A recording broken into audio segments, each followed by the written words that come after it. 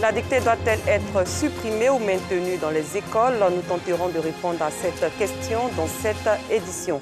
Au Niger, Mohamed Bazoum, candidat du PNDS, remporte la présidentielle avec 55,75% des voix.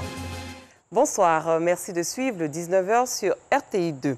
Nous démarrons avec l'agriculture. La mairie de Danané a organisé un déjeuner de presse pour la présentation de son programme Risicole, un programme sous un label collectif Riz Danané qui vise à vulgariser le riz local issu du territoire de Danané et produit par des femmes selon des pratiques biologiques. Joël Gossé. Le riz en provenance des bas-fonds de Danané, désormais commercialisé sous le label Riz Danané. La mairie a dévoilé ce mardi son programme Risicole. Il vise à faire la promotion du riz en provenance des 18 montagnes dans le Grand Ouest ivoirien. Ma vision pour le riz de Danané, c'est une vision de promouvoir d'abord le nom des Chomois, promouvoir la culture des Chomois, mais en même temps permettre à la plus grande partie de la population qui s'y intéresse en termes de culture, c'est les femmes, permettre à ces femmes de pouvoir s'autosuffire ou bien en tout cas être autonomes à partir de ce qu'elles font. Cela passe par la structuration de la filière riz et par l'organisation des acteurs. D'ici 5 ans, nous espérons qu'on va permettre à la majorité, en tout cas à une grande partie de la population de Côte d'Ivoire de pouvoir acquérir du riz bio, du riz propre, se nourrir de façon saine et puis effectivement, comme je l'ai dit, permettre d'avoir une valeur ajoutée à notre collectivité. Pour la réalisation de ce projet, un partenariat a été signé avec l'entreprise Grenotech, également basée à Danané.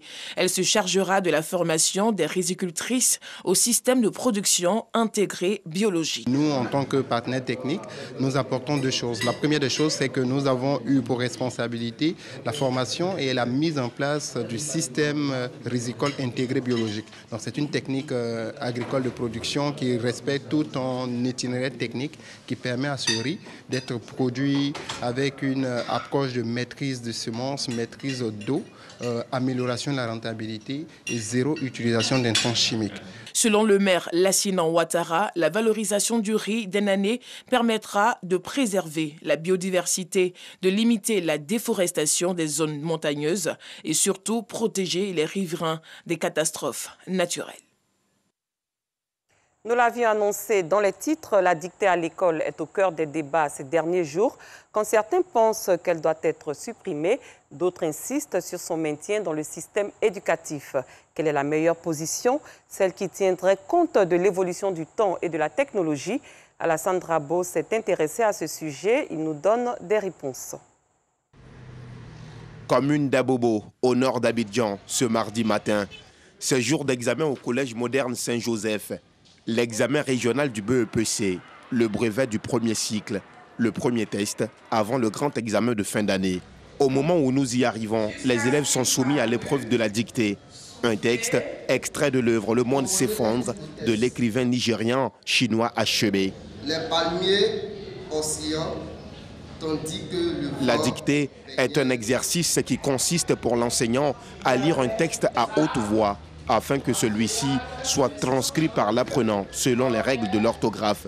Cet exercice a connu plusieurs mutations dans le système éducatif. Aujourd'hui, nous sommes à la dictée lacunaire ou dictée à trous. La dictée est très bonne pour les élèves de la 3e et surtout à l'examen.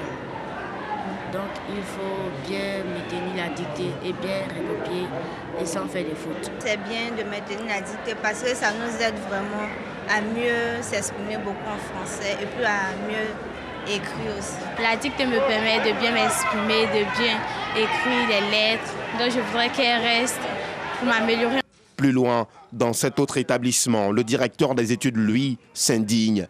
Les apprenants ne savent plus lire ni écrire correctement. En cause, la suppression de la dictée depuis l'école primaire. Les enfants ne savent pas lire. Avec l'avènement des portables, ils sont débordés par les portables. Donc tout ce qu'ils écrivent en testo là, c'est ce qui même en composition française, c'est ce qu'ils écrivent. La dictée existe, mais il y a la lecture lacunaire. Les fautes sont déjà soulignées et l'élève doit corriger ces fautes-là. On voit que c'est très différent de celui qui va écrire un test Pour Kadi Chasseri, professeur de français, il est impératif de revenir à la forme initiale de la dictée. Des textes relativement lents, des règles de conjugaison et de grammaire beaucoup plus renforcées.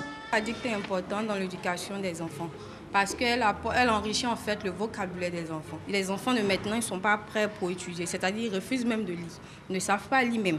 Dans le débat sur l'utilité ou non de la dictée, l'école primaire, le socle de la formation scolaire, est pointé du doigt. La dictée y existe-t-elle toujours? En tout cas, les élèves interrogés l'ignorent. Alors, qu'est-ce que la dictée?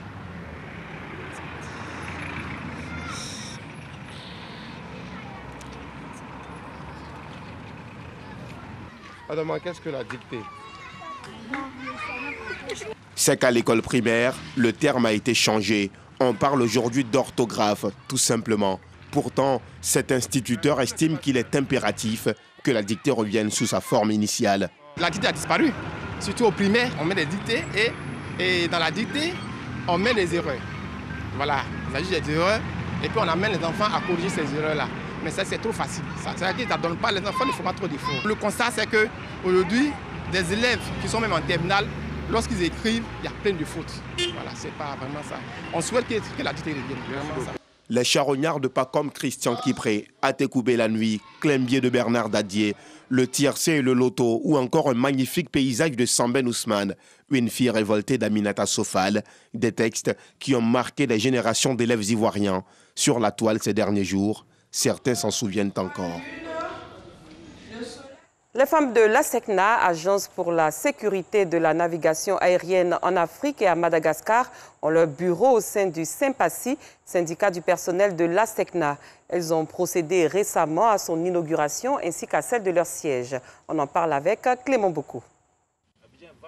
Les différents corps de métier au sein de l'ASECNA sont des métiers techniques où l'on retrouve plus d'hommes que de femmes.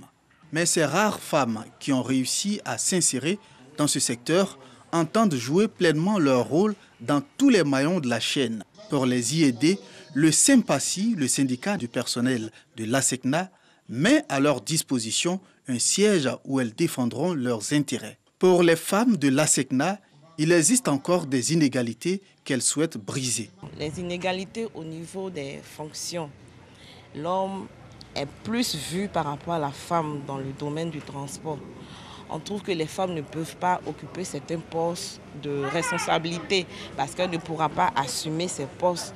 On trouve qu'il est idéal de mettre un homme à ces postes par rapport à la dame, alors que la femme aussi détient des compétences qui peuvent aider dans ces postes. Un constat que les responsables de l'ASECNA expliquent. Sur le plan rémunération, vraiment, il n'y a pas d'inégalité au niveau de l'ASECNA. Maintenant, dans le recrutement, on est dans un domaine de très haute technicité. En général, on passe par voie de concours. L'ASECNA lance un concours et tous ceux qui respectent les conditions vont compétir. Ensuite, les admis, on les envoie maintenant à l'école pour les former. Et ceux qui réussissent à l'école, quand ils reviennent avec la grille dont j'ai parlé, ils sont automatiquement classés, peu importe le sexe. Le SYMPACI entend donner une place de choix aux femmes pour relever les défis à venir. Du matériel de sonorisation, des splits et une boutique entièrement équipée, c'est le don d'une société de la place à l'association Kasagbana de Napié, localité située à environ 16 km de Korogo. Cette association avait été élue meilleure coopérative au Forum économique des sociétés coopératives agricoles de Côte d'Ivoire en septembre 2020. Suivons la cérémonie de remise de ce don avec Pagasoro Kone de Madongi. Cette boutique moderne et entièrement équipée avec connexion Internet est remise à l'association Kasagbana de Napié, localité située à environ 16 km de Korogo au nord de la Côte d'Ivoire. Ce don fait suite à son prix en tant que meilleure coopérative raflée lors du Forum économique des sociétés coopératives agricoles de Côte d'Ivoire tenu en septembre 2020 à Yamoussoukro. En plus de la boutique, l'association Kasagbana a reçu du matériel de sonorisation et les forces de l'ordre ont reçu du matériel de bureau, puis l'inspection de l'enseignement primaire des splits, dont remis aux bénéficiaires par les responsables de l'ANACASI, Association nationale de coopératives agricoles de Côte d'Ivoire, et une société privée de la place. Vous avez une responsabilité, mesdames, mes sœurs. Aujourd'hui, vous avez gagné un prix très important. Et c'est pour ça que ce prix s'appelle le prix Ahmed Bakayoko. Les bénéficiaires très heureux ont tenu à exprimer toute leur reconnaissance aux donateurs. Pour eux, ce don est un véritable soulagement. Nous avons fait de notre credo essentiel le développement du monde agricole, poumon de l'économie de notre pays. Et notre ambition est d'organiser nos paysans, de sorte qu'ils sortent de la précarité, de l'informel et vivent décemment des revenus de leurs produits. Je remercie nos partenaires qui sont toujours à nos côtés quand il s'agit de la cause de nos populations rurales. Cette cérémonie de remise de dons s'est faite en présence des autorités administratives, des chefs traditionnels, de la société civile, des élus et cadres de Napié, mais aussi en présence du représentant du parrain, le Premier ministre Ahmed Bakayoko, le vice-président du Sénat, Siloué Cagnon. Le football ivoirien est en deuil. Willy Braciano Tabi, âgé de 20 ans et milieu de terrain de l'Atlanta Bergame, est décédé ce mardi des suites d'un cancer du foie. International avec la Côte d'Ivoire au sein des catégories jeunes, Willy Tabi se battait depuis de longs mois contre la maladie. Son dernier match remontait au 14 juin 2019, date à laquelle son équipe de l'Atlanta Bergame avait battu celle de l'Inter Milan en finale du championnat de Primavera. Au Niger, Mohamed Bazoum, candidat du PNDS Taraya, parti nigérien pour la démocratie et le socialisme, est sorti vainqueur du deuxième tour de la présidentielle avec 55,75% des voix selon les chiffres provisoires de la CENI. Son adversaire Mahaman Ousmane a obtenu 44,25% des suffrages. Quelques 7000 personnes ont fui les violences interethniques en Éthiopie occidentale et ont cherché refuge au Soudan voisin depuis novembre dernier. Les violences interethniques qui déchirent l'ouest de l'Éthiopie, notamment la zone de Metekel, ont débuté avant le lancement de l'offensive du gouvernement fédéral au Tigré et se sont intensifiées. Ido Georgette, Pagasorokoni. Plus de 3000 Éthiopiens réfugiés dans l'état du Nil bleu, dans le sud-est du Soudan, viennent d'être enregistrés par les Nations Unies. 1000 d'entre eux ont pu bénéficier d'une assistance humanitaire. Les violences interethniques en Éthiopie ont fait plus de 7000 déplacés vers le Soudan voisin. Le HCR, Haut Commissariat pour les réfugiés, a indiqué ce mardi que la situation s'est accélérée ces 3 derniers mois. Ces violences sont indépendantes de celles qui frappent la région du Tigré, dans le nord de l'Éthiopie, depuis début novembre 2020, à cause d'affrontements entre les autorités locales et le gouvernement fédéral, et qui ont forcé plus de 61 000 personnes à traverser elles aussi la frontière pour trouver refuge au Soudan. Les violences interethniques qui déchirent l'ouest de l'Éthiopie, notamment la zone de Metekel, ont débuté avant le lancement de l'offensive du gouvernement fédéral au Tigré et se sont intensifiées pendant l'opération. Nouvelle illustration des tensions meurtrières qui fracturent le deuxième pays le plus peuplé d'Afrique avec environ 110 millions d'habitants. C'était le point d'Alassane Drabo. Le Sénégal a lancé ce mardi sa campagne de vaccination contre la Covid-19 grâce à l'acquisition récente de 200 000 doses du vaccin chinois Sinopharm, dont 10% ont été mises à disposition de 2 pays voisins, la Guinée-Bissau et la Gambie. La Guinée a également reçu aujourd'hui ses vaccins contre la Covid-19.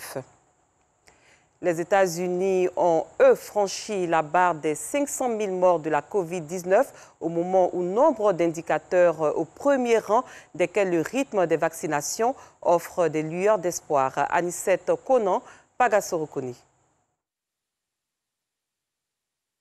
Après l'annonce le 29 février 2020 du premier mort de la Covid-19 aux États-Unis, le pays a officiellement dépassé le seuil du demi-million de victimes, 500 071 morts auxquels le président Joe Biden a rendu hommage au cours d'une brève cérémonie à la Maison-Blanche. C'était en compagnie de son épouse Jill Biden ainsi que de la vice-présidente Kamala Harris et de son conjoint Doug Emhoff. À l'extérieur de la Maison-Blanche, les 2 couples portant un masque et distants l'un de l'autre ont observé une minute de silence devant des escaliers où étaient disposées des centaines de chandelles. La mauvaise gestion de cette crise sanitaire par Donald Trump a eu raison des Américains tout en espérant que les vaccins atténuent cette propagande de la maladie à coronavirus selon Biden. Cette situation, l'une des priorités dans son programme de gouvernance, le président américain s'est dit confiant d'atteindre 600 millions de doses de vaccins contre la COVID-19 disponibles, l'équivalent de la population américaine d'ici fin juillet. Fin de cette édition. Merci de l'avoir suivi. Très bonne soirée. À très bientôt.